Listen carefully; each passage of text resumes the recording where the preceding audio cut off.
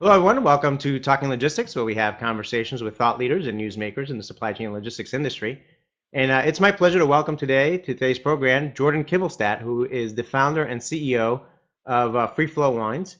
And today we're going to talk about the entrepreneur's view of logistics. Now, this is a topic that I talked about a little bit last year in one of the programs that we did.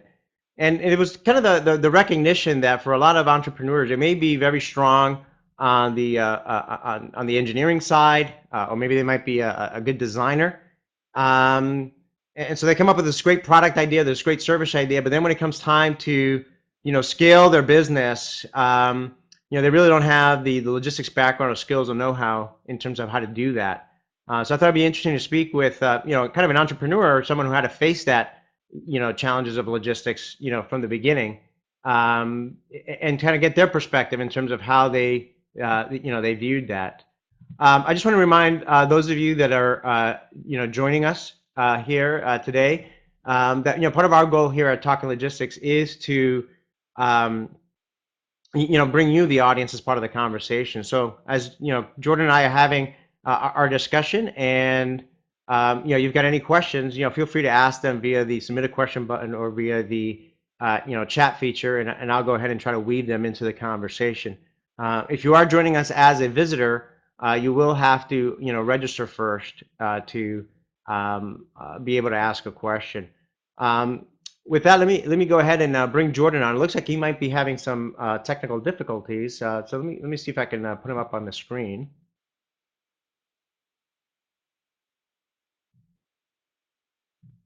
And this is one of the beauties of doing live episodes. Seems like we have lost the connection with Jordan. So my apologies. Let me go ahead and see if I can bring him back on. Oh, there he is.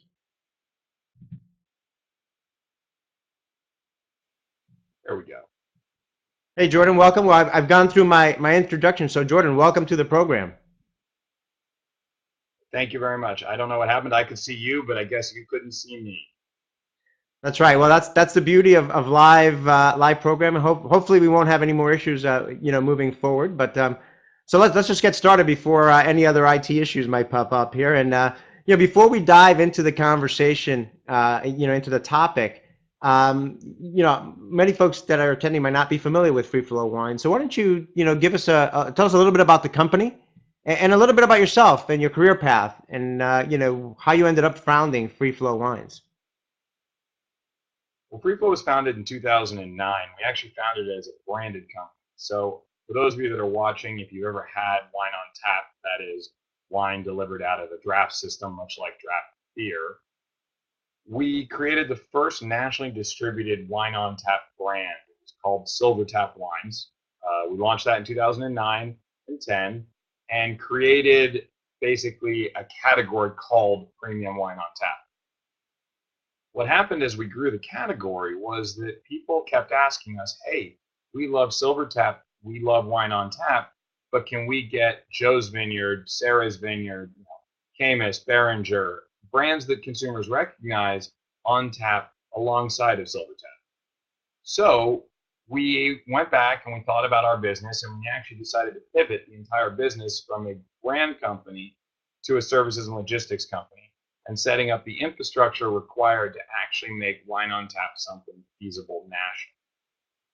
Why was that important? Well, because if you think about it, as we're advocating for a category, we're building momentum for this, and once it grows, we're just another brand. But if we're the backbone of the industry, we're providing the services, logistics, all the infrastructure, we will scale with the industry, and when the industry wins, we win too. So the complexities that we'd encountered along the way building our brand were the roadmap to how we build a sustainable infrastructure for the entire industry. So how did you, so tell us a little bit about your career path as well. How did you get involved? I mean, what's your background? How did you get involved with the wine industry to begin with? Well, if you ask my father, he'd say I made a terrible decision. But for everybody else, I'm an engineer by training, I worked as a management consultant for a number of years, actually, right outside of Boston, and did about 3 years of that and burned out and looked for a new and different career choice. Moved back to California. I'm from San Francisco originally, and realized that I really wanted to do something more hands-on, something different. So I actually got into winemaking. I started working at the bottom rung, cleaning tanks and moving barrels around, and did that for about 6 or 7 years, really enjoying that process. And then came up with the idea for what was Silver Tap and now FreeFlow. And so I launched it with my business partner Dan in 2009, and the rest has been history. Great, great. So it's been 5 years, and so obviously, distribution, logistics is core, to your business. So you had to think about, logistics, at the very from the very beginning as you transition or pivoted the company from a brand company to a services company. So as you were putting your business plan together, I think this is where a lot of other entrepreneurs fall short, because they don't think about logistics up front. They think about the product and the engineering and all that, and then kind of logistics comes in at the 11th hour, and they don't quite know how to deal with it. But from your standpoint, I mean, you had to think about logistics from the beginning just because of the nature of your business. So what were some of the key challenges and questions that you faced regarding logistics, and how did you go about answering those questions? Well, I think that everyone needs to think about what they actually want to accomplish with their business. And to be honest with you, we, like most people, didn't put enough energy into logistics until we pivoted to become a logistics company. And the reason we did it was because the logistics were so challenging, we realized somebody had to do it for the whole category to be successful. But when you look at it, what we've done is approach it from a piece by piece basis. So we've taken chunks we can bite off and use those chunks to improve our logistics and leverage partners who have strengths in other areas. So as a great example, the return consolidation of all of our kegs. So we're tracking them, we're cleaning them, we're filling them, we're providing a technology platform for our partners to work off of. But physically collecting all the kegs from distributors, consolidating them, and sending them back was too much for us to bite off initially. We knew that, so we went and we found a third-party partner who's in that business and partnered with them on the logistics side to ease that piece of the logistics arm. When it comes to bulk wine transport, so moving wine product, liquid product from all over the world to our facility in Napa for kegging, again, we didn't create a bulk wine transfer company. We partnered with two or three, some regionally, some internationally, and set up the infrastructure using existing logistics. So part of creating a logistics company is solving a problem, but it doesn't mean you have to solve that problem all on your own. You can solve that problem by finding other partners who may not be in that space, who are better at something than you, and utilizing them for hopefully a long time, but potentially as long as it's mutually beneficial for everyone involved.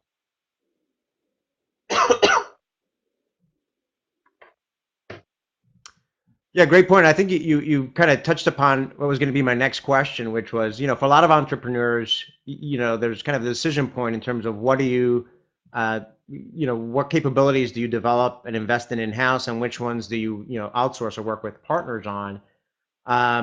You kind of, talked a little bit about that.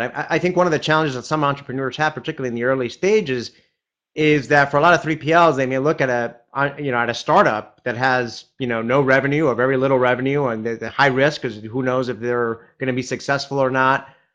So they may not be as enthusiastic in terms of taking on a startup because, the rewards are low, particularly at the beginning, and the risks are high. Just kind of curious how you, it sounds like you've obviously developed some good partnerships to, as you put it, fill in those roles that you're not particularly strong in. How did you go about, finding those partners or, establishing those relationships, considering that you were just getting started? Well, I think that's one of the big challenges, and that's how you find great partners versus partners that are just in it for money. When you look at a space, it's important to figure out who's in that space, do your research on who's behind them, whether it's family owned, private equity, a large corporation, publicly traded, whatever the history of the company is, and decide on the kind of partner you think would be a best match to your business, but also has the right approach from a corporate level. So when we partnered with a company called Satellite Logistics Group out of Houston. At the time, it was a privately held company. The founder and still CEO was an entrepreneur himself. He was Ernst & Young Entrepreneur of the Year. And I reached out to him and said, Kevin, I'm a young entrepreneur. Here's what we're trying to do. We'd like to work with you. And told him about our vision. And not only did they help us on the return logistics, his company actually loaned us the first $1 million in kegs we needed to get our business off the ground. So it ended up being a lot more than just a business partnership. It ended up being a really incredible partnership for both companies. Today, we probably spend almost $1 million with Satellite Logistics every year on the reverse and consolidation, and that number's growing 200% a year. So for him, he made a calculated bet. He knew the space. He liked myself and my partner personally, and so he took a gamble. But that might not have happened if we tried to do it with UPS. So it's about looking for and pursuing the right partnerships and partnerships that are mutually advantageous, and that's what we found. Jordan, I think we may have to bring you back to discuss that point again. I think what you described there is a perfect example of the early stages of a potential vested relationship. I did a lot of, I'm a big proponent of vested outsourcing, and the need to really think longer term and really think about the value of collaborating and sharing risks and rewards equitably. And it sounds like that's something that you had there with your logistics partner, particularly at the early stage there, in terms of your partner making an investment in some ways in your success, knowing that your success will ultimately result in success for them as well. So great example there. Another challenge that entrepreneurs face is obviously with, as they're getting set up, is getting the technology in place, both to run their business, both from the kind of the ERP backend stuff as well as the logistics systems.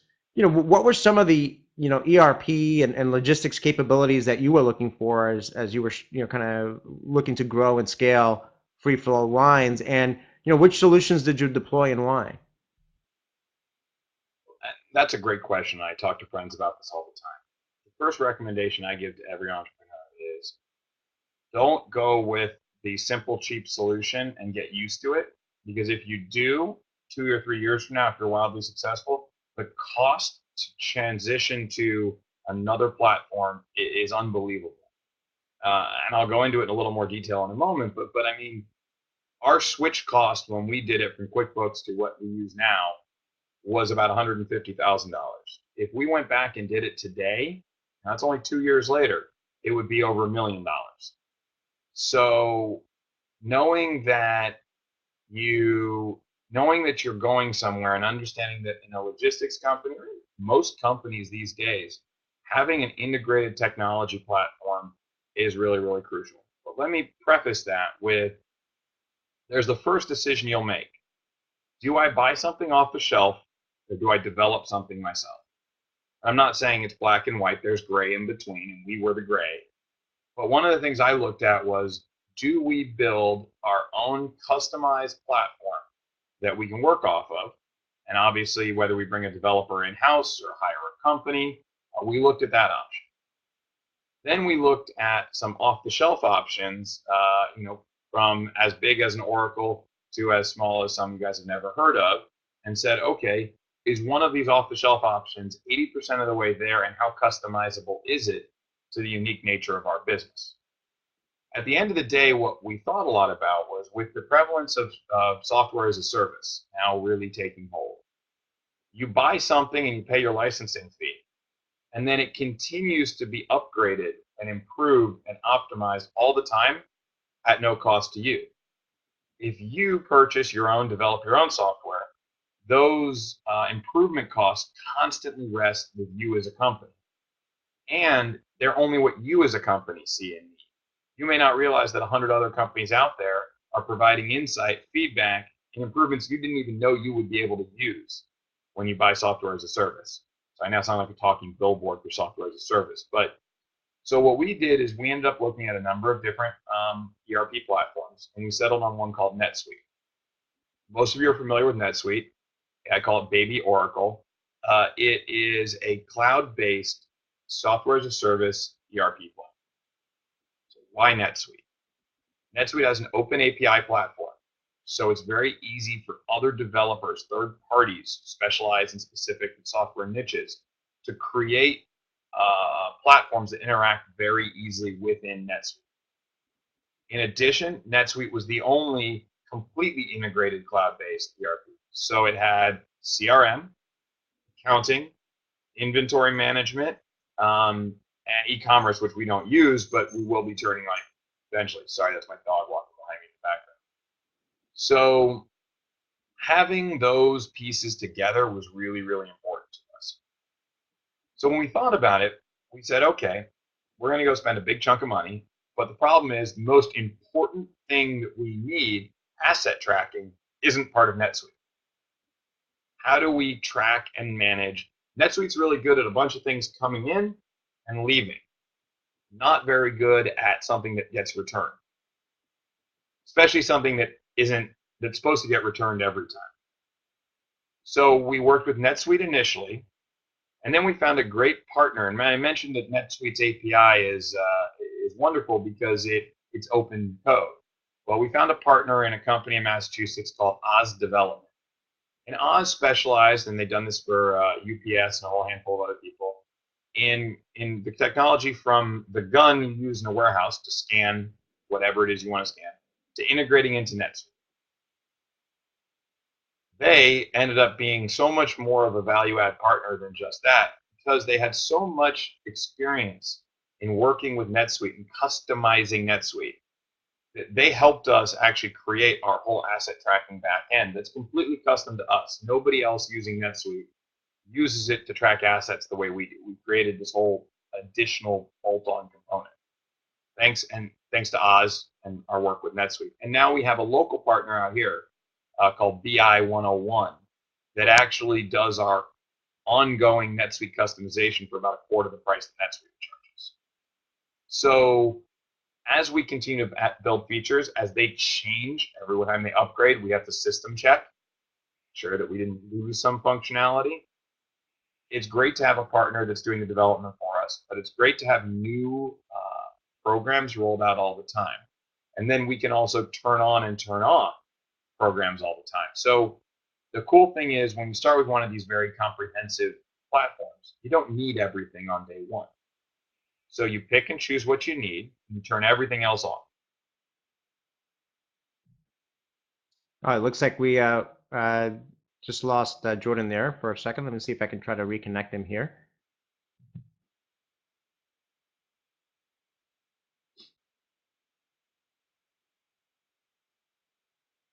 I don't know if he can see or hear me. I'm going to see if I can just re-engage with his camera again. Let me go ahead and invite him on camera. Again, apologies for the technical issue here. Let me put him back up on the screen.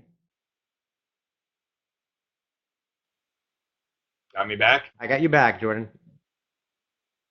Sorry about that. So I'll blame that on my ERP platform.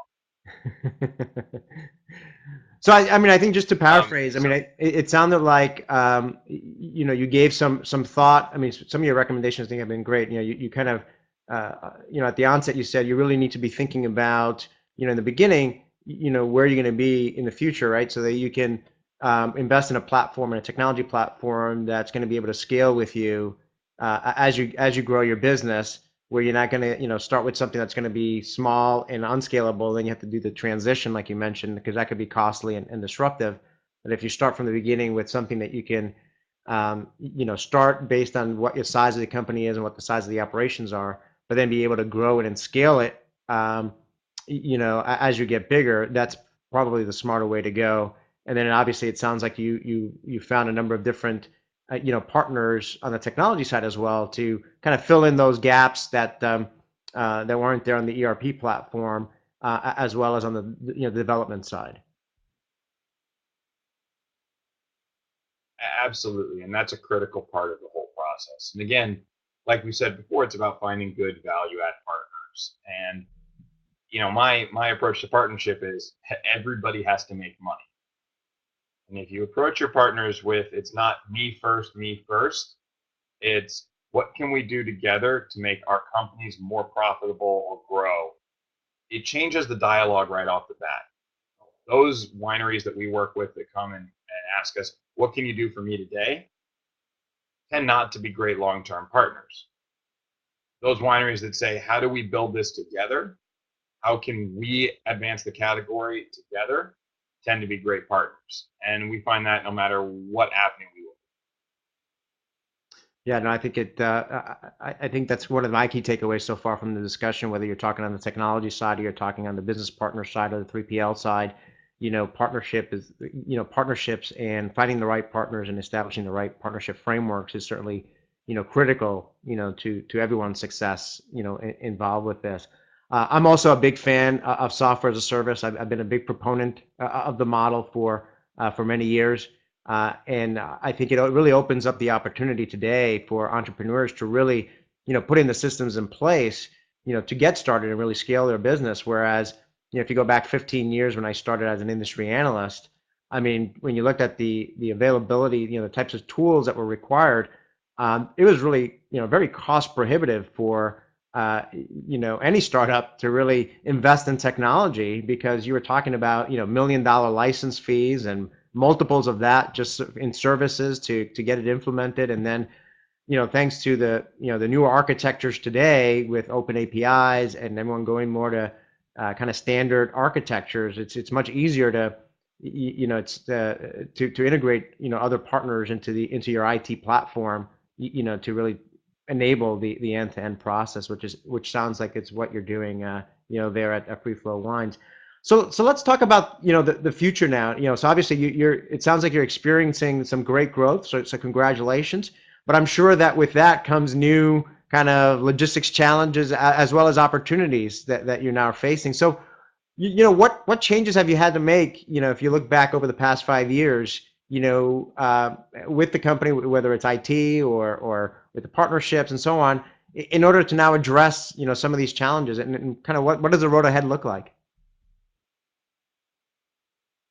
Well, if you think about it, the first 2 years of this company were really just trying to get our feet underneath us and test the viability of the concept in the market.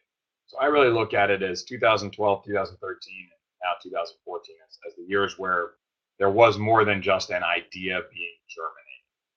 And I think the biggest challenge is you go through three phases of starting a company. You have proof of concept, which is just a frantic free for all where everybody's just trying to prove that you have a good idea. That can take anywhere from 3 months to years, depending on the company, its funding, and everything else. Then you have what I call the growth period. And in the growth period, which is where we are right now, you have a whole new series of challenges because one, you have to keep up with the growth. We're a very asset intensive company, 55,000 kegs, and that'll be 100,000 by the end of this year. So how do you fund all those assets? Then there's the both economies of scale that come with growth, but also the challenges that come with growth. Things that you knew you should be paying attention to a long time ago that maybe because of growth you kind of let slide.